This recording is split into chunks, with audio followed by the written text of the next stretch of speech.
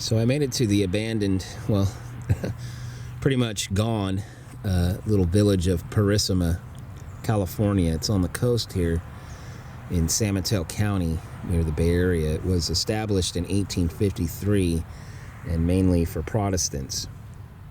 The nearby town of Half Moon Bay was of Mexican and Spanish descent, and this little town was built for, it was anglicized essentially.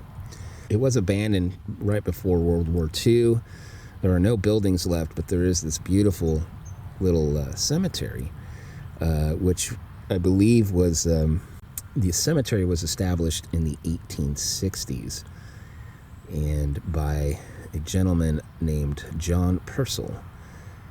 I believe that's how the story goes. And my understanding is that the first person to be buried in the cemetery was a little boy named Downing, and some believe his spirit haunts the site. And legend has it that he was buried alive, that he was only in a coma, and shortly after the funeral, another of the townsfolk suffering similar symptoms fell into a stupor, and the Downing boy's father, fearing that his son had been unconscious but not dead, opened the grave and found that the body had turned over. So it's possible that he was just in a coma and still alive when he was buried. So that's very sad. Now, there was a gentleman who bought this land recently, and he does green burials here. So they are burying people here still, but as green burials, which is really, really cool. So let's go walk around and check it out.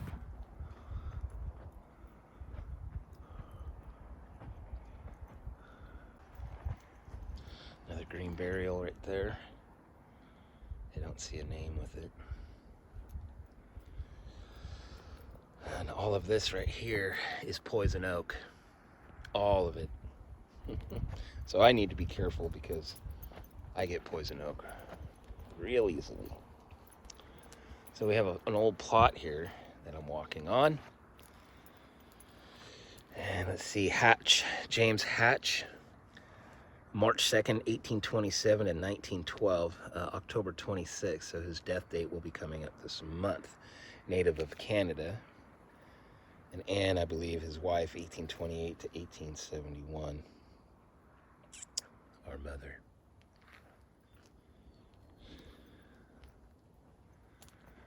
And just over here we have a busted one down below, but we have Josephine, wife of John Harsha, died September 1st, or September 13th, 1885, aged 48 years, 4 months, 3 days. Beautiful.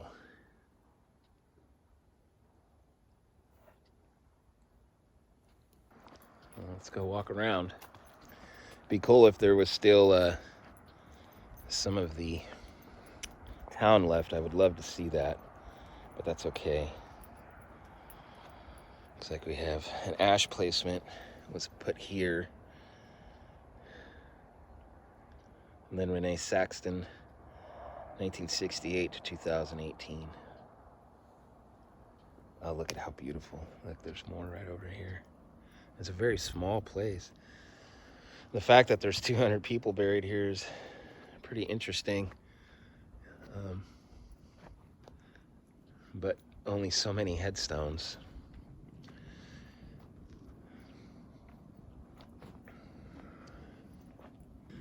In loving remembrance of John Butts, native of Hanover, Germany, I believe, died February 6, 1889, aged 58 years, and I cannot read the rest of that. There's a beautiful headstone here. These beautiful flowers. Gorgeous. And Henry J.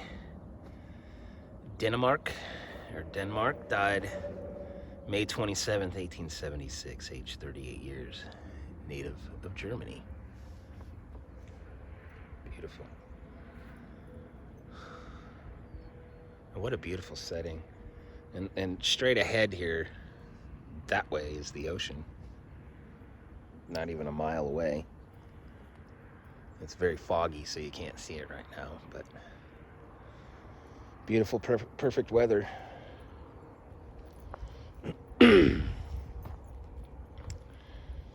Looks like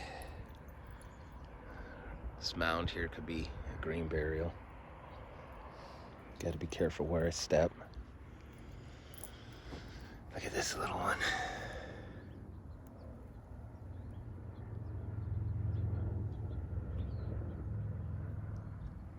I can't even read it. Willie Alexander, 1881. Age 7 months, 9 days, I believe. Apparently, when paranormal investigators come here, they pick up EVPs all the time. So we'll see what happens when I go back and listen. Maybe I got something, maybe I didn't. Hannah Marsh and Alva Marsh, born 1803. Wow, long time ago. Over 200 years. Oh, look at this. You don't see this very often. 1796. Wow. You do not see that very often. And I can tell you though, out here, you know, the area has been, well, as far as Europeans are concerned, has been inhabited since the 1700s because of the Spanish, and we're on the Pacific coast here. But died 1882, and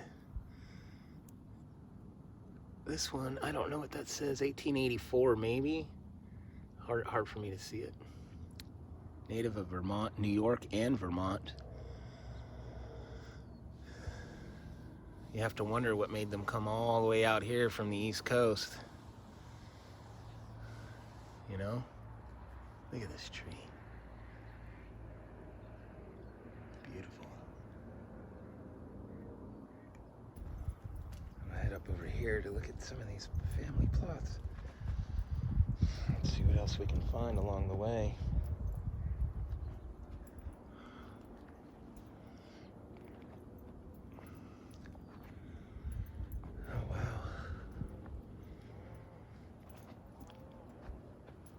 I heard that they're going to build a chapel. Well, look at this. This is 1916 to 1971. That's fairly new. I don't know if they were moved here later or what. Because this place was hidden. Most people didn't even know about it. Back there you've got, we'll show you those in a minute, but a lot of green burials right there too. Here we have a Frey family plot.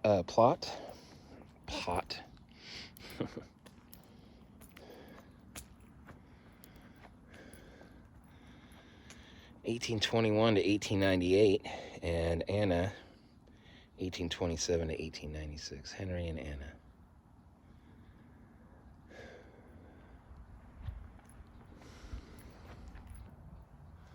Anna, beloved wife of Otto Ben, or maybe Bean, born in Heuston, Germany, November 30th, 1840, died June 3rd, 1895, age 54 years, 6 months, 10 days.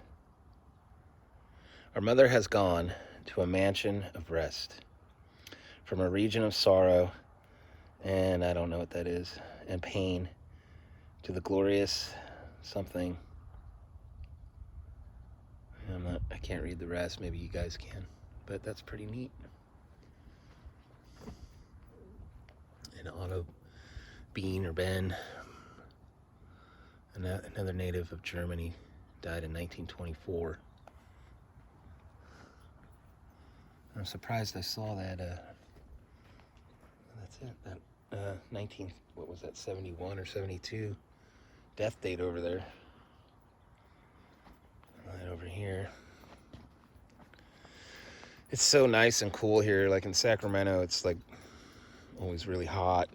And here it's just perfect. But I grew up in this weather. You know, I grew up about 8 miles down the road from here. Brute. Henry, 1839 to 1922, and Margaret, 1847 to 1914. Right here we have a very old fence here. Gate. I do not see a headstone. Oh, I do actually. Look at this. What a beautiful place.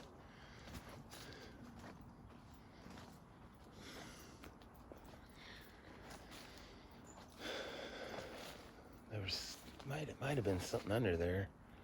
Hard to tell. Oh. This here says Nellie G, wife of Ruel G. Merrill, died December 6, 1895, aged 40 years and 5 months. Gone but not forgotten. Wow. And I think there maybe was a headstone underneath this pile here. I do love the coast. I wish I could live on the coast. Beautiful. Keep walking around. I don't know how long of a video this can be because there's not a lot here, but that's okay. It's something. There we have more plots to look at here. Family plots.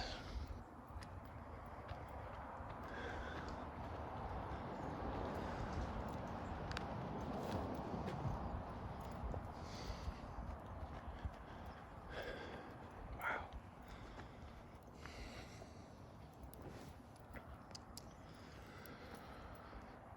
James Henry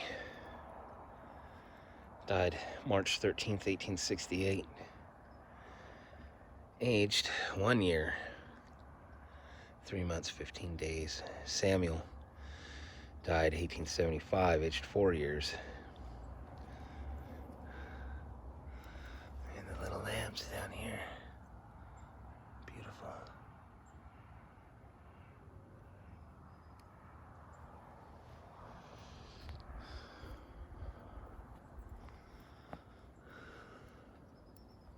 A lot of young ones are buried here, sadly.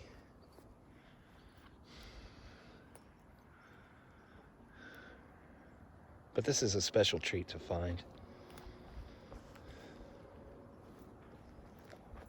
And this one's busted.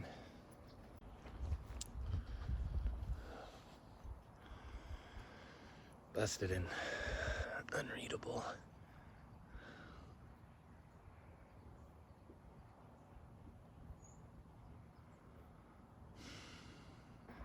Look at the size of this plot in here.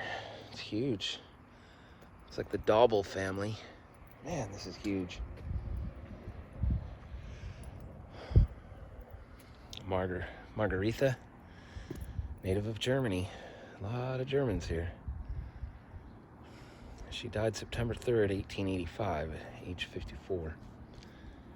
And August A., beloved son, 1864 to 1910. Had a very long life. Julius, August 21st, 1870, aged 1 year, 1 month, and 20 days.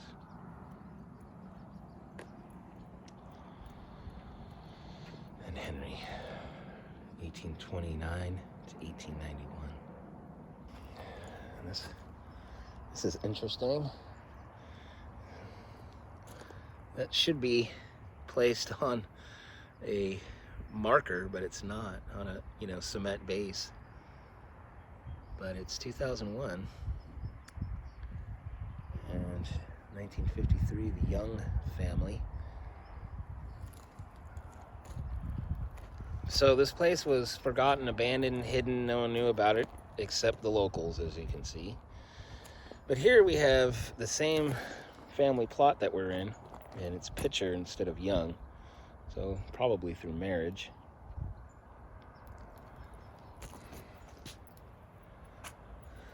John picture. Born in, whatever that says, Vincennes, Indiana, July 25th, 1827, died 1924. Louisa B., wife of John Pitcher, born in London, England, 1835 to 1893. Here we have Mary, born January 24th, 1858, passed 1861, very young, and 1877 to 1880. Anita Pitcher, also young. So young. Oh, camera's wigging out on me here. My gimbal, I mean. Here we go. Pitcher, H.S. Pitcher, born 1834 to 1897. And this is fairly new looking too. 1940? What? Yeah, 1872 to 1940. Interesting. This one is very beat up. Look at that. Go look at that real quick. We have a couple others to look at, but I think I have found most of the old plots and headstones. I think I have one or two more to look at. You can see that there were, it's sad, but there were probably obelisks with headstones or markings. And this is dangerous to walk on. I doubt it'll collapse. There's a lot of dirt underneath me, but you never know. Another native of Germany, Andreas Ostermann. I think that says January or June 5th, 1839. Died 1893, age 54 years, 7 months, 17 days. Heading back up over here, these modern green burials are. I think there's one older headstone up behind here. So we'll go take a look at that. You can see how they built the earth up over it.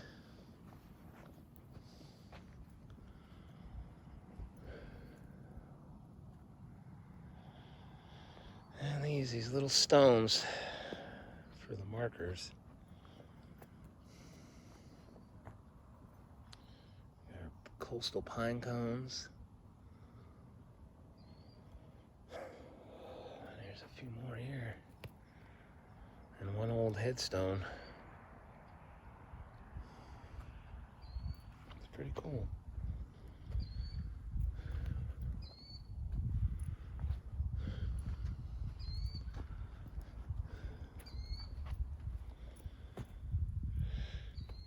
Mary Zendenham, I don't know, Zendham, PhD, 1942 to 2020. And the beautiful weeping willow in memory of my mother, Rosanna Hibbard, a native of Indiana, died 1873. She was age 75 years old.